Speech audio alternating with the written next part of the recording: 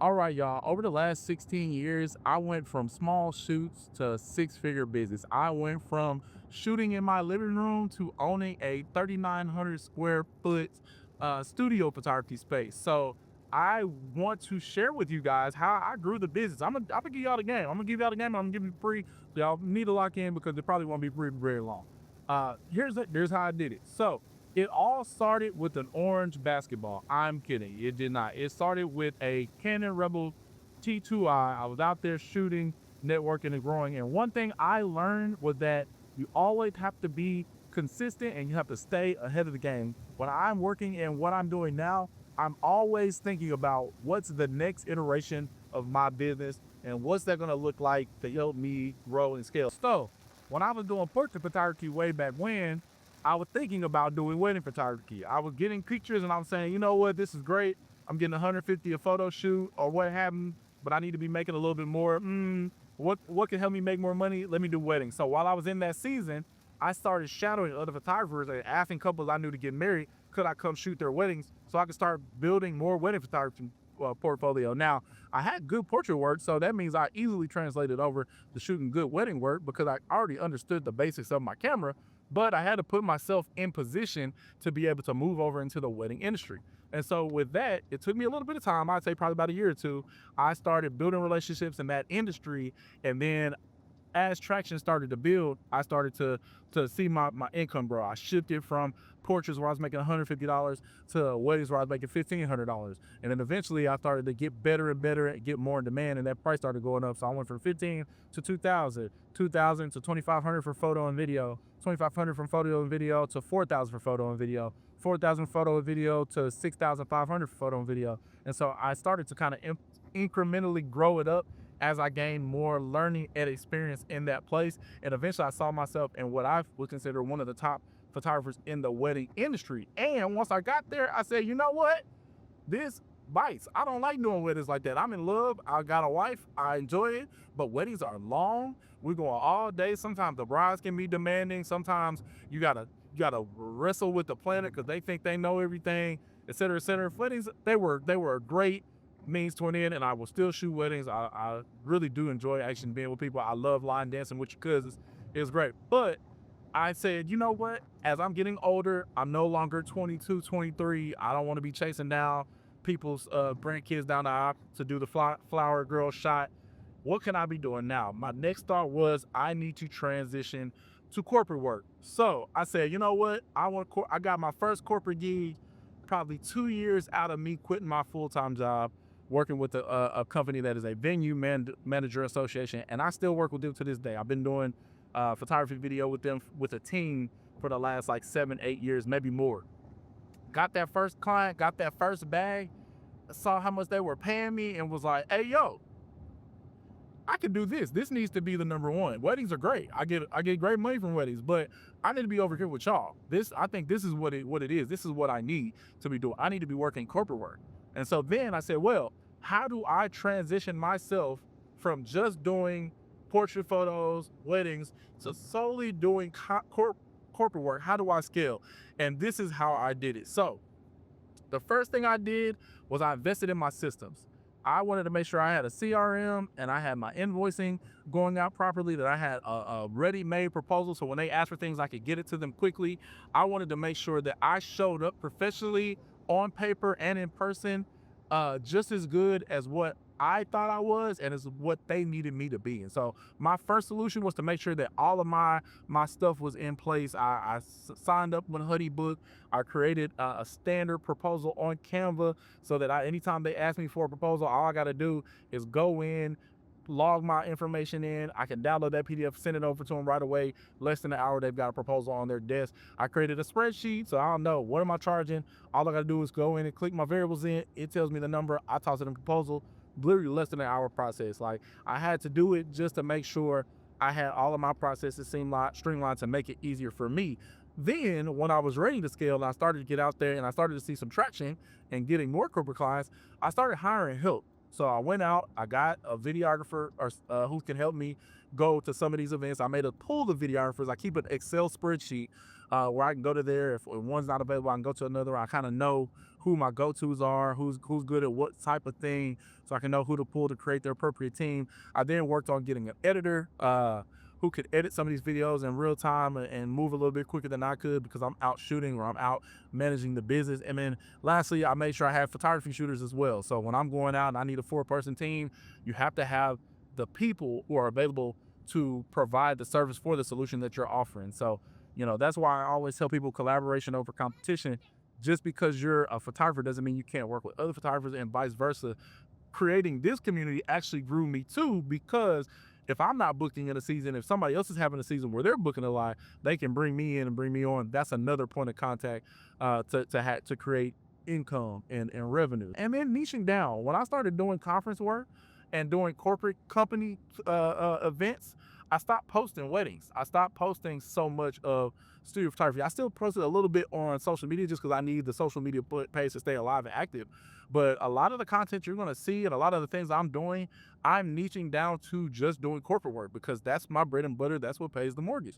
And so that's what I feel folks want to see. They want to see themselves in your work. And the same goes for wedding. If your way of scaling is to say, like, I want to do more weddings, I'm currently doing portraits and I think weddings will help me grow, then you need to be posting wedding work or even posting working on the wedding work. So, and what I mean by that is you may not be going out to do weddings, but you may post content of you talking about your approach to weddings, right? Like you sitting in your living room preparing for the day, how I pack my bag, etc. Like it all should be succinct so that you do this now, because down the line, when you are in the thick of it and people are thinking weddings, they may not book you from that one post or from that one email chain or from the one proposal, but it puts you on their radar. So if they see Jaron just posted that he was doing something for Lexus Toyota, they may not need you today, but one day their business may say, or their job may say, hey, we need a photographer. And they're going to think to themselves like, oh, I know Jaron was doing work for Lexus Toyota.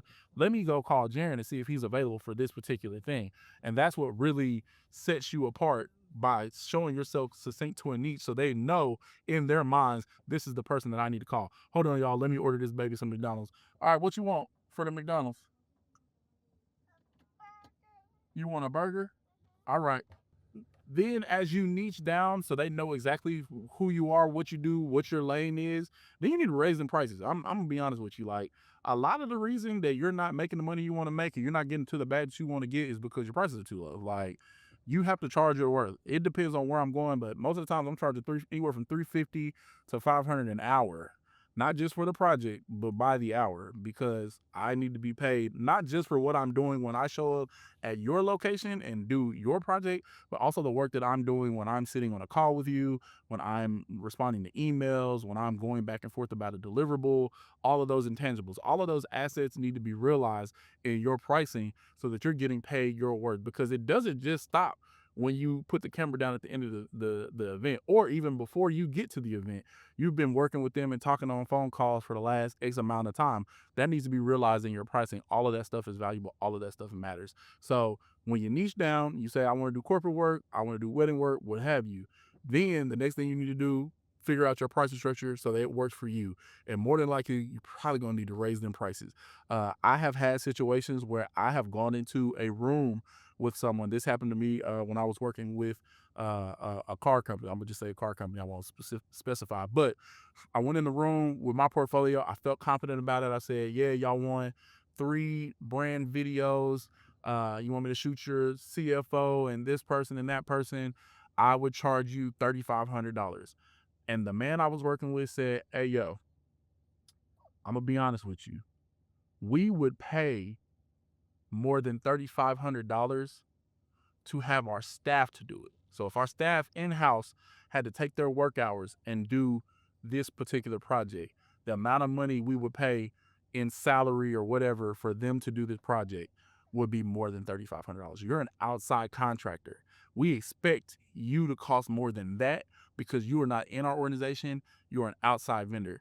So with that in mind, you should be costing more and you should be charging your value. He said, what I'm going to do is I'm going to double that number and charge you $7,000. And this was the moment that I really knew I needed to go to corporate work, because this is the moment that changed my mind and changed my life forever. That let me know that what I'm doing is valuable, that I am able to meet their needs. Because in that moment, he basically affirmed me and said that, hey, your video, your work is good enough to be at the level that we need, you need to show up with the price that we're willing to pay or better, right?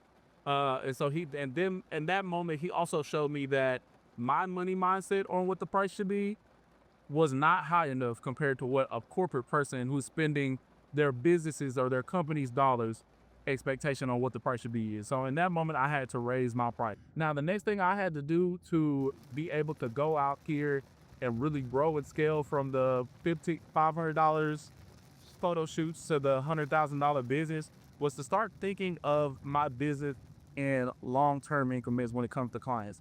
I needed to move on from just doing the one-offs to start doing more retainer and recurring work. Like if I could get a client to pay me a set amount of money, maybe $2,500 or $5,000 a month, or to at least be a client that's coming back, every couple weeks, every other week with a $6,000 or $5,000 project, that's when I really started to see my business grow. And I feel like that happened really recently. I'd say in the last 5 years, where I started having some of those bigger clients who have consistent events and trusted me to be able to catch that content.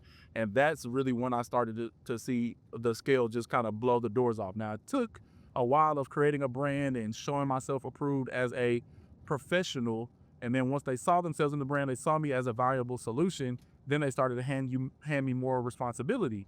They see that, okay, he does the work, he does it in a timely manner, he's really good at what he does. They start prioritizing me and saying like, okay, we've built this relationship, so let's move on from being transactional and just saying like we want these one-off things and actually getting out here and giving him the bag over and over and over again because we have a need and we like him. So let's pour into him. He does the service that we enjoy and that we want, and he does it well. So that's going to be my last point for today. You have to move on from being transactional about business. That's really what's going to take you on to the next level in scaling is you have to consider your business as a relationship when you're working with corporate clients. And so it's no more $500 photo shoot, $1,500 one project, $150 headshot. That's transactional. You want to be relationship based. You want them to think of you, no matter what your niche is. If your niche is baby photos, you want to make sure that you're creating that relationship so that when they have baby number 2, they're coming back. Or when they know friends who are having babies, they're coming back. You're always on your touch points through your email marketing and what have you, so that they know, when this is our thing, this is their niche, and this is why I'm coming back. For me, when I'm doing photography, I'm creating a relationship because I don't want to just shoot this event. I want to shoot this event for the next 10 years. I want to shoot this event and all the other events that you're doing on a regional level, because usually if you're having a national conference, likely you're going to have some regional conferences out there too. I want to shoot all of those. I don't even just want to shoot all of those. I also want to do the promotional video for next year's conference and the little social media videos that we're doing leading up to that. I want to do the whole grand presence because that means that I am growing and scaling my business and bringing money back to my pocket. Last year, I got an opportunity to work with a national convention that they literally were working on a presidential campaign. And when they did that, I was in the background creating social media content, creating ads to go on BET and all these other things, and nobody will ever hear about that. But I was still getting a check because I had a relationship with the people and they knew I did quality work. And so that's why we're moving on from being transactional and moving into building relationships. So keep this in mind as you are looking to scale your business. You need to find your niche. You need to show up professional and approved. You need to build relationships over just doing transactions. And of course, as we always say here, you need to brand responsibly. I want y'all to grow with us. If y'all like this information, make sure you like, comment, and subscribe so that we can continue to grow together. All right, that's how we doing it. Man, y'all be good. Let's get active.